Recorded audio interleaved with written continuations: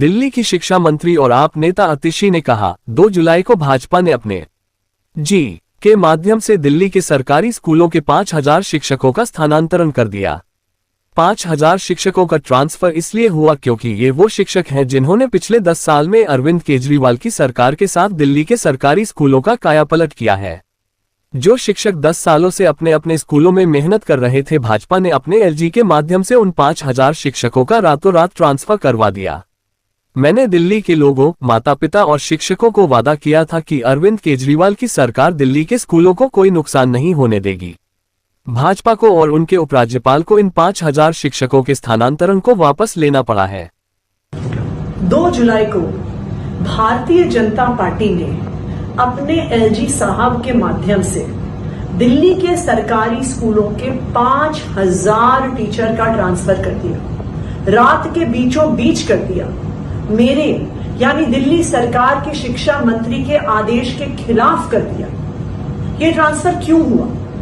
ये 5000 टीचर्स का ट्रांसफर इसलिए हुआ क्योंकि ये वो टीचर हैं जिन्होंने पिछले 10 साल में अरविंद केजरीवाल जी की सरकार के साथ दिल्ली के सरकारी स्कूलों का कायापलट किया है। ये वो टीचर हैं जिन्होंने 10 साल की अपनी मेहनत से दिल्ली के सरकारी स्कूलों के नतीजे प्राइवेट स्कूलों से बेहतर किए।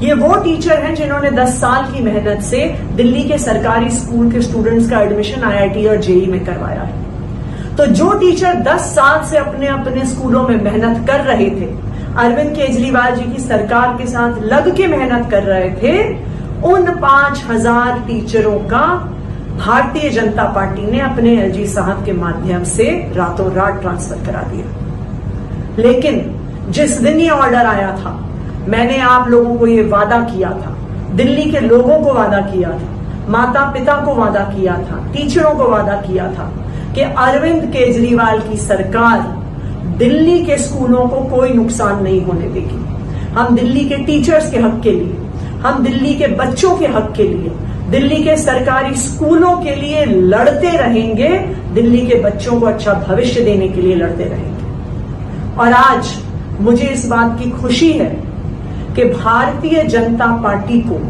और उनके एलजी साहब को इन 5000 टीचर्स के ट्रांसफर ऑर्डर को वापस लेना पड़ा है। ये ना सिर्फ दिल्ली के शिक्षकों की जीत है, पेरेंट्स की जीत है, ये दिल्ली वालों की जीत है।